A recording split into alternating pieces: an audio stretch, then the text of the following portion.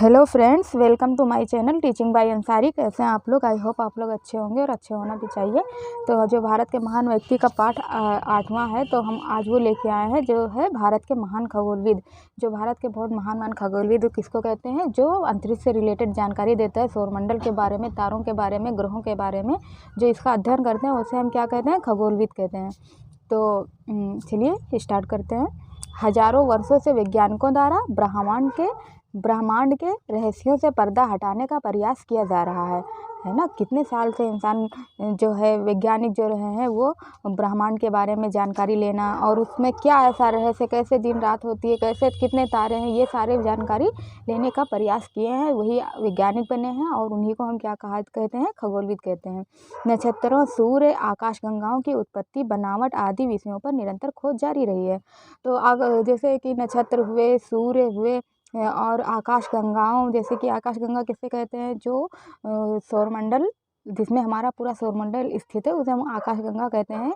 जैसे तारे और ग्रह, सूर्य और जो है सौरमंडल जिसमें पूरा स्थित है, उसे हम क्या कहते हैं? आकाशगंगा कहते हैं।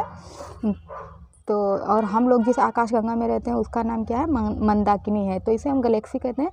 कि उत्पत्ति, बनावट आदि विषयों पर निरंतर खोज जारी रही है। आधुनिक वैज्ञानिकों के इन प्रयासों पर 2500 वर्ष पूर्व भारतीय खगोलविदों ने अपने चिंतन द्वारा ऐसे तथ्य प्रस्तुत किए हैं जिनसे लोग आज भी चकित हैं, है ना। इतने वर्ष पूर्व, 2500 वर्ष पूर्व भारतीय खगोलविदों ने अपने चिंतन और मतलब उन्होंने खोजबीन किया और ऐसे ऐसे तथ्य जो है इकट्ठा किए, कलेक्ट किए, जो आज भी हम लोग सोच सिर्फ सकते हैं, देख के हैरान होते हैं, जो उन्होंने इतने पहले खोज कर डाला है। भारतीय खगोलविदों में आर्यभट्ट, वराहमिहिर, सवाई जैसी आदि प्रमुख हैं, जो ये महान वैज्ञानिक हुए हैं, खगोलविद हुए हैं। तो सबसे पहले हम लोग पढ़ेंगे आर्यभट्ट के बारे में, जो बहुत ज़्यादा प्रसिद्ध है। ऐसा शायद ही कोई होगा जो आर्यभट्ट वर्ड ना सुना हो और नाम ना सुना हो। तो 1975 के 19 अप्रैल का दिन भारतीय इतिहास का स्वर्णिम दिन था, है ना। 1975 में और 19 अप्रैल को, 19 अप्रैल तो चाहे किसी को ना याद हो, बट 1975 को जो है क्या हुआ था, ये हर किसी को आना चाहिए। 1975 ईस्वी के 19 अप्रैल का दिन भारतीय इतिहास का स्वर्णिम दिन था। इस दिन भारत का सबसे पहला कृत्रिम उपग्रह छोड़ा गया था, है ना। पहला कृत्रिम उपग्रह जो है अंतरिक्ष में छोड़ा गया, उसका नाम क्या था? आर्यभट्ट था। इसका नाम रखा गया आर्यभट्ट। इस उपग्रह के नाम से संबंधित कहानी है एक महान गणितज्ञ और खगोल वैज्ञानिक की, जिसका नाम क्या है? आर्यभट्ट है। आर्यभट्ट के नाम पे ही इस ग्रह का नाम, जो कृत्रिम उपग्रह था, आर्टिफिशियल था, जो मनुष्यों ने बनाया और फिर अंतरिक्ष में छोड़ा, तो किसके नाम पे रख दिया गया? आर्यभट्ट के नाम पे ही रख दिया गया, क्योंकि इन्होंने ही इसको बनाया और खोज किया और कोशिश किया, प्रयास किया।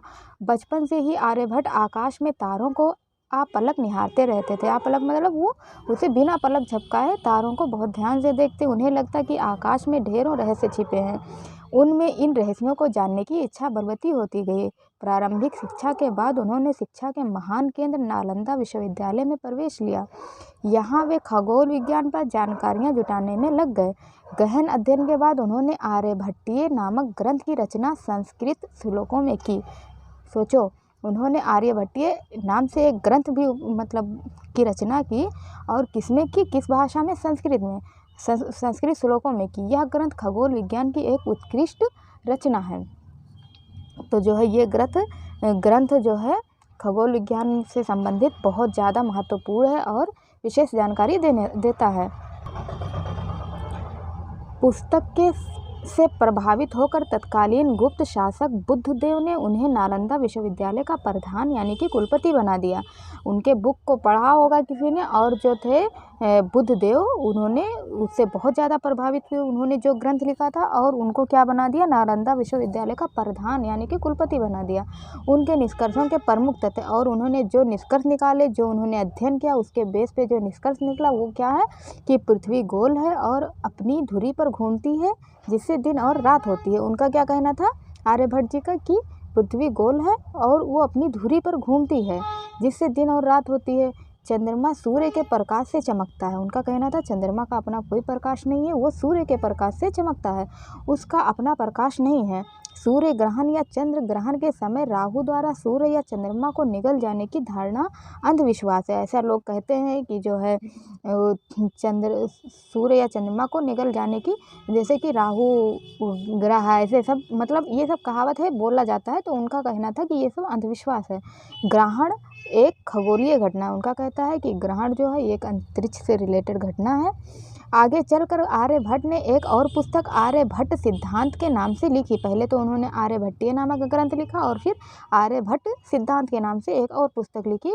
यह पुस्तक दैनिक खगोलीय गणनाओं और अनुष्ठानों के लिए शुभ मुहूर्त निश्चित करने के काम आती थी। आज भी पंचांग यानी कि कैलेंडर को पहले क्या कहते थे, पंचांग कहते थे, बनाने के लिए आर्यभट्ट की खगोलीय गणनाओं का प्रयोग किया जाता है। निसंदेह आर्यभट्ट प्राचीन भारतीय विज्ञान और खगोल शास्त्र का प्रकाशवान नक्षत्र है ना। उन्हीं के बेस पे आज भी कैलेंडर के लिए जो है आर्यभट्ट का जो उन्होंने निकाला उससे एक कैलेंडर में भी यूज किया जाता है, कैलेंडर का गणना करने के लिए। और प्राचीन भारतीय विज्ञान और खगोल शास्त्र का प्रकाशवान नक्षत्र है।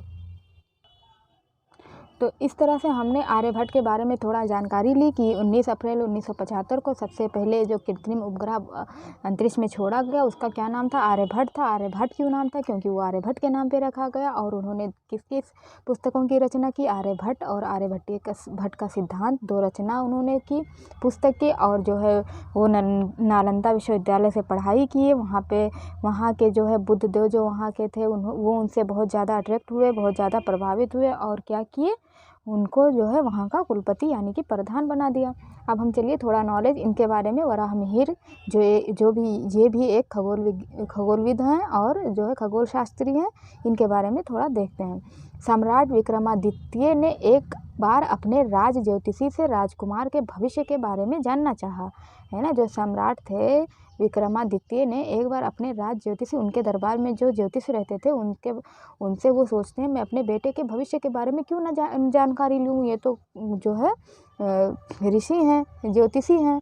तो वो उनसे पूछते हैं। राज ज्योतिषी ने दुखी स्वर में भविष्यवाणी की कि अपनी उम्र के 18वें वर्ष में पहुंचने पर राजकुमार की मृत्यु हो जाएगी। और जो ज्योतिष थे जब उन्होंने उनके भविष्य की जो है गणना की तो उनको क्या बहुत दुखी हुए और दुखी मन से राजा को बताया कि जो है आपका बेटा 18 साल का जब पहुंचेगा तो उसकी मृत्यु हो जाएगी।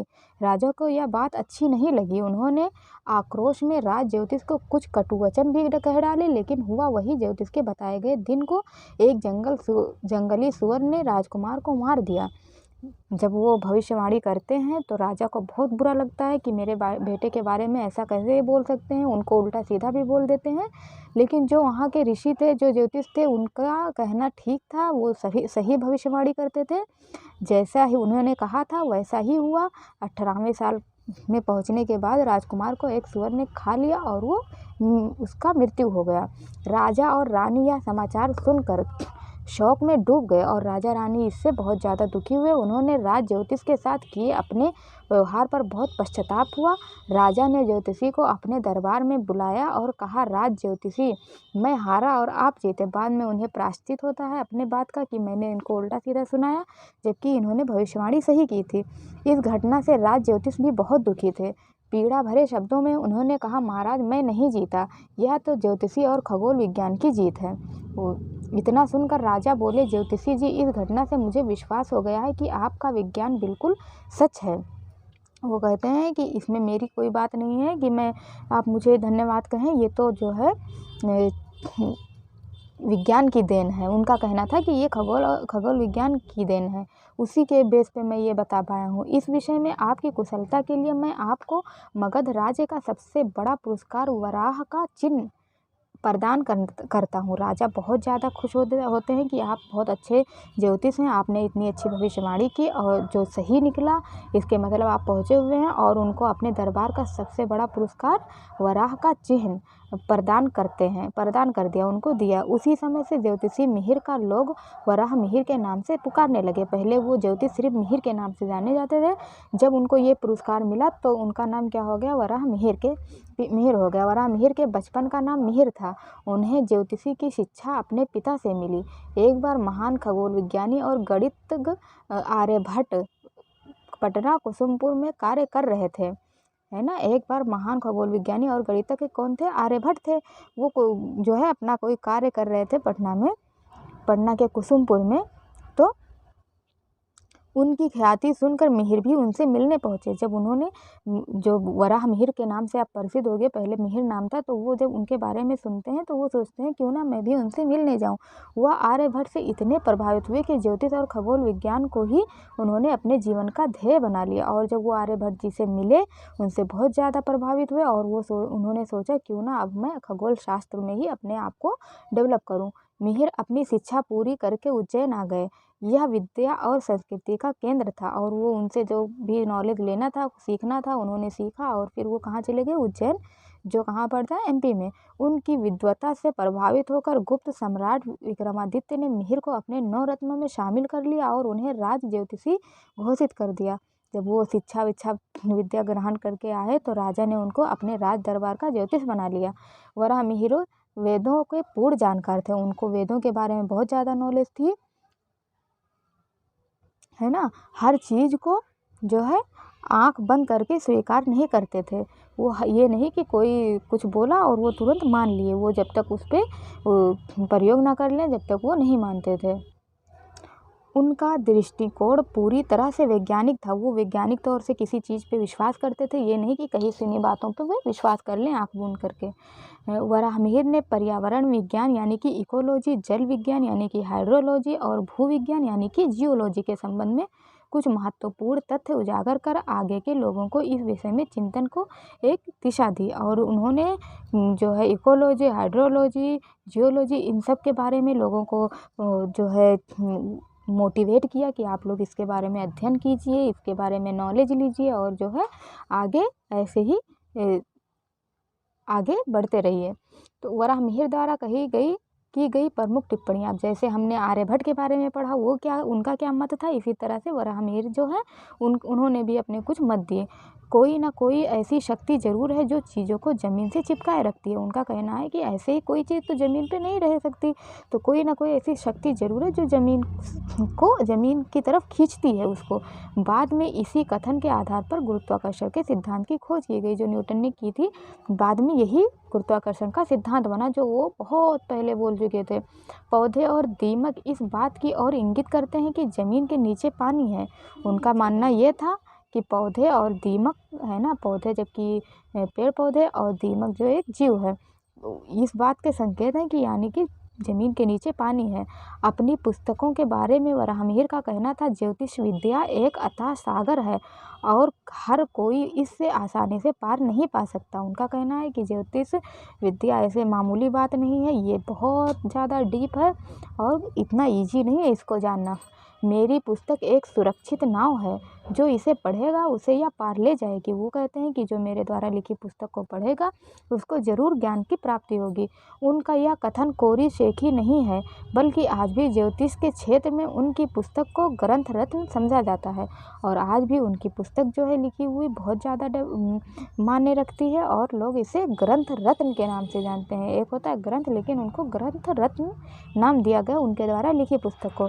तो वराह मिहिर की प्रमुख रचनाएं, उन्होंने कौन कौन सी पुस्तकें लिखी हैं? पंच सिद्धांतिका, विरहत संहिता और बृहज्जाक्य रचना की है। ये जो है इसमें लिखी गई है। अब चलिए हम आगे देख लेते हैं।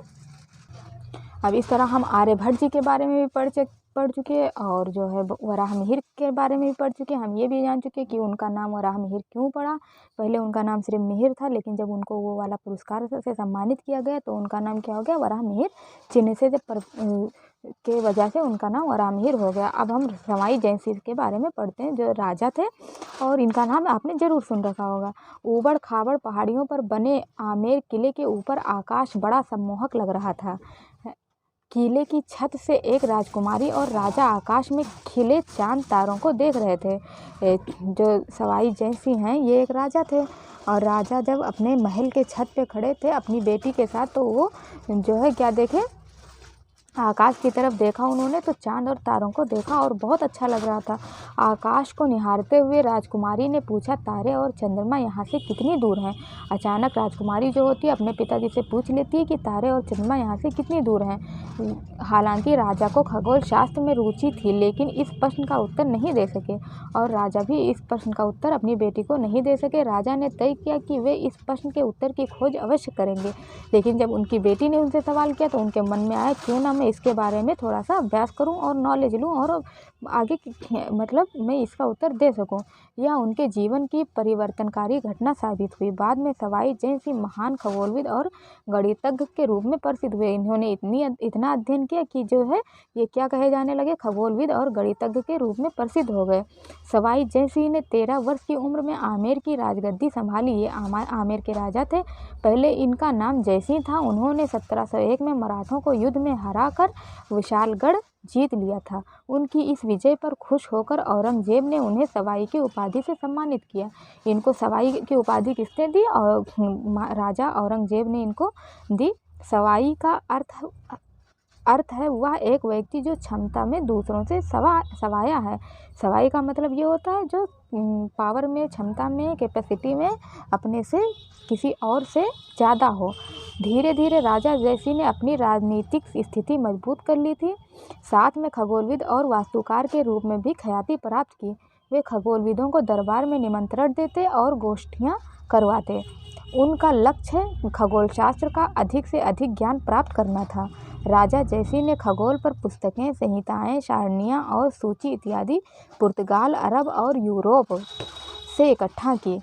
तो इन्होंने हर अलग अलग कंट्री से जो भी जानकारी ले सके ये इन्होंने इसका संकलन किया, और जो है संहिताएं, सारणियाँ, खगोल से पुस्तकें, इन सब चीज़ों का उन्होंने संकलन किया, यानी कि इकट्ठा किया। कई पुस्तकों का संस्कृत में अनुवाद कराया और उन्हें संस्कृत के नाम भी दिए। उन्होंने बहुत सारी पुस्तकें जो अदर लैंग्वेज में रही होंगी, इन्होंने किस भाषा में, संस्कृत भाषा में उसका अनुवाद करवाया। जो अनुवादित पुस्तकें उनके द्वारा करवाई गई हैं, इसका नाम कुछ लिखा है यहाँ पे।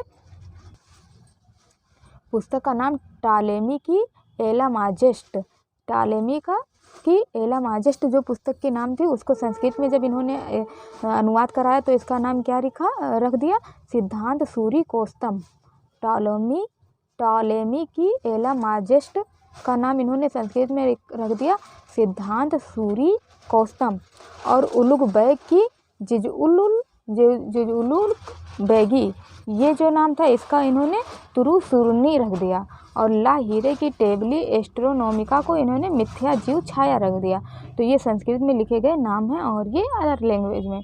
राजा सवाई जयसिंह ने खगोलीय पर्यवेक्षणों के लिए यूरोप से दूरबीन मंगवाई और फिर यहाँ दूरबीनों का निर्माण शुरू कर दिया, है ना। इन्होंने जो है पर्यवेक्षण के लिए यूरोप से दूरबीन मंगवाई, जो यूरोप एक महाद्वीप है। सन 1724 ईस्वी में दिल्ली में एक वेधशाला का निर्माण किया गया। इससे नाम दिया गया जंतर मंतर। और आज भी जंतर मंतर जो दिल्ली में, उसका जो है निर्माण किसने करवाया, राजा सवाई जयसिंह ने करवाया। इसे बनाने में राजा जयसिंह ने पंडित विद्याधर भट्टाचार्य से सलाह ली। बाद में इन्होंने जयपुर शहर की डिज़ाइन बनाने में भी सहायता की। जयपुर का भी निर्माण इन्होंने कराया। उन दिनों यूरोप में पीतल के छोटे उपकरणों का प्रचलन था, परंतु राजा जयसिंह ने ईंट चूने के विशाल उपकरण बनवाए। राजा सवाई जयसिंह की वेधशाला में उन लोगों का स्वागत था जो खगोल विज्ञान पढ़ना चाहते थे। जंतर मंतर बनवाने का उद्देश्य विज्ञान को लोकप्रिय बनाना था। उन्होंने जंतर मंतर इसलिए बनाया कि विज्ञान को बढ़ावा मिले। यह उस समय और भी महत्वपूर्ण था क्योंकि तब अपने देश में विज्ञान प्रयोगशालाओं का अभाव था। इन्होंने इसलिए बनवाया क्योंकि उस टाइम जो है विज्ञान की बहुत ज़्यादा कमी थी और इतना प्रयोगशाला वहाँ पे नहीं थे। सवाई जयसिंह ने गहन अध्ययन व शोध के बाद खगोल विज्ञान के क्षेत्र में कई नई जानकारियाँ दी। जयपुर व दिल्ली के वेधशाला जंतर मंतर उनका अनुपम उपहार है।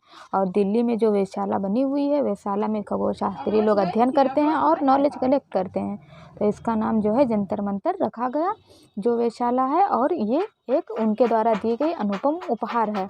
तो इस तरह से हमने नॉलेज लिया कि खगोलविद कौन कौन थे और उन्होंने क्या जो है